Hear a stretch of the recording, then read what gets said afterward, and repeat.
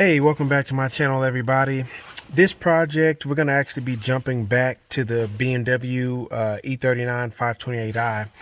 We are going to be doing the Vanos seals. I did want to at least document what the symptom is and how you know that your Vanos seals are completely shot. Some of the symptoms you're going to have are going to be a poor idle. You'll see it here in a minute.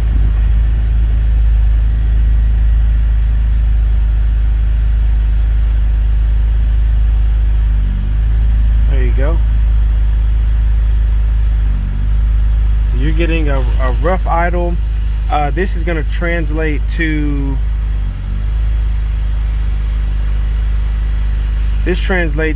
a hesitation when you're coming from a stop.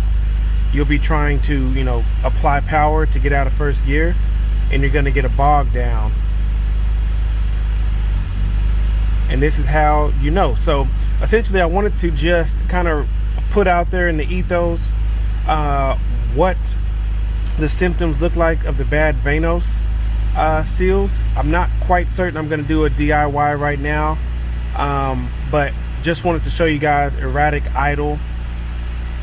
Once I fix the Vanos seals, then I will show the video of how smooth the idle will be. So thanks for watching. Later. All right. So this is just another part of the video I'm jumping back in. I did want to document for you guys some noticeable differences between the two pistons. One is the intake side and one is the exhaust side. If you actually look closely, the exhaust side is labeled 2, intake side is labeled 1. One other small note when you're changing the anti-rattle rings and the needle bearings is when you pull this up, you want the little ridges on the needle bearings facing up. If you check this out, you see the spaces between each roller. That one is concaved. This side is raised. So when I took this apart, this is exactly the orientation the needle bearings were in. They were not in this position. So just something to note very quickly. I'm going to pause the video and come back and show you exactly how I was able to twist these caps off. I don't have a vice grip. I don't have the soft jaws that they recommend. So I had to get kind of innovative here in the garage. So I'll show you how I did that. All right. So this is my setup. An old drive belt that I had. Some kind of vice grip clamp. I've never actually seen these. I was digging in my toolbox and something my dad had. So that's protecting the surface. And when I had it laid down like this, I was able to use my 24 and my impact gun to drive it on. And I think all you need is one little jolt from an impact wrench and you're good to go. So that's it, guys. I mean, nothing special, nothing crazy, but it's nice. It's on there nice and tight. I do want to mention I did mar the surface here on this piston, but that was me using the traditional vice grips, those vice grips, and a microfiber cloth. So as soon as I immediately noticed that, I went ahead and stopped. So now I'm going to put this back on the vehicle and we're going to check the play. As you might have seen earlier, I went ahead and recorded the looseness in it earlier. So hang on. All right. So I'm still going side to side here. Again, this is not torqued down, so I don't know. To me, it still feels the same. I don't really know if the anti-rattle kit is needed, especially on the dual Vanos. I mean, this is just a solid steel bearing or bushing. I mean, I don't see how this would get out of round at any particular point, but it comes a part of the kit. The kit I bought, I'll put a link in the description. It's from Amazon. It's actually a seller selling the exact same kit as everybody else from China. But it's $10 cheaper, so I thought I'd give it a shot. So yeah, this is it. I'm going to stop this video here. And again, this is just going to be a compilation of the videos as I inch my way back on this repair. So I hope that this helps somebody out. I hope you see something you didn't know or learn something new. Thanks. Just doing a quick video showing where the rattle comes from.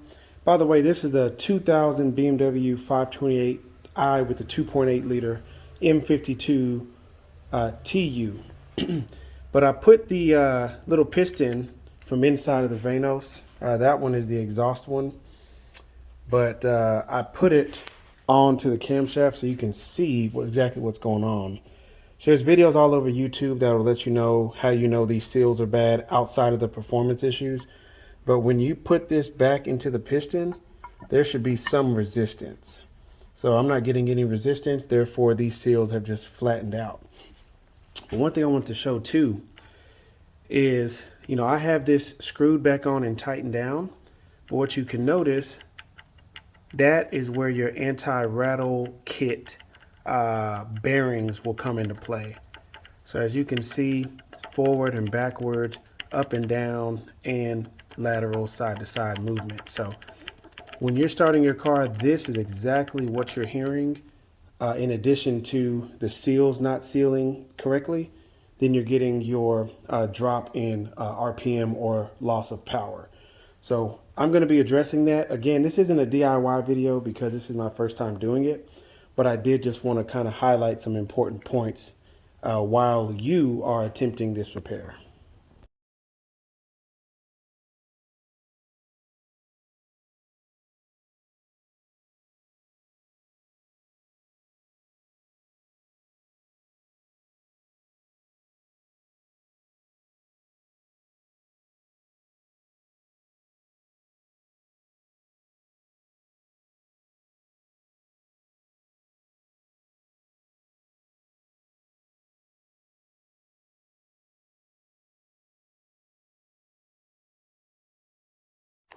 So on the kit I bought, I don't know if I'm going to trust these gaskets or not.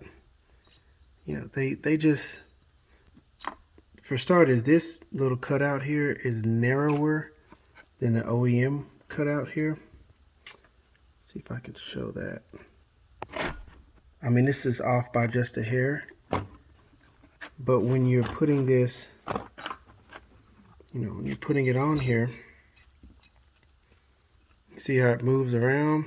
I don't know if it matters, but the OEM gasket definitely, you know, is a tight, you got to push this thing down. It's definitely a tight fit.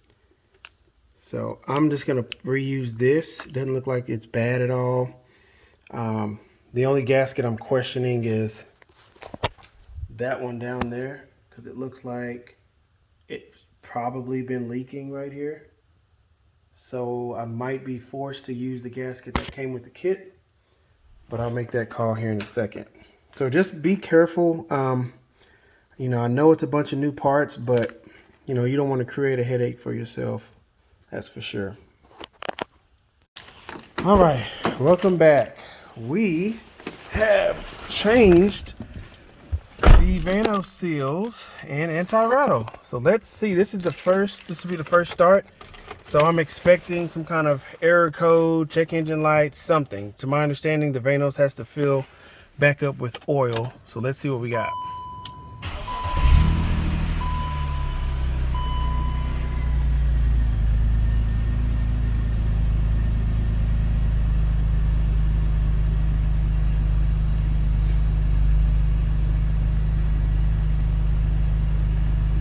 No dropping idle at the moment.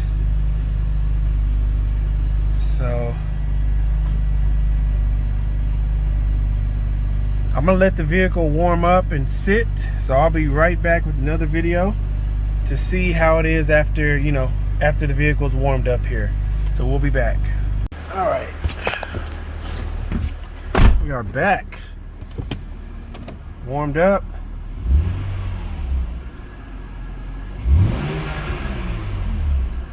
One immediate notice change is when I used to rev it, you know, it would go up and then come back down, drop down to almost, you know, whatever that is, 500 RPM or so, and then come back up and stabilize. So That already is a noticeable improvement. Take it for a drive and see. But you guys can do it too. I would recommend following Shop Life TV and 50s Kid. Those two videos were instrumental in helping me. So I hope just what I've posted, I hope it helps the community out. Thanks for watching. Like and subscribe.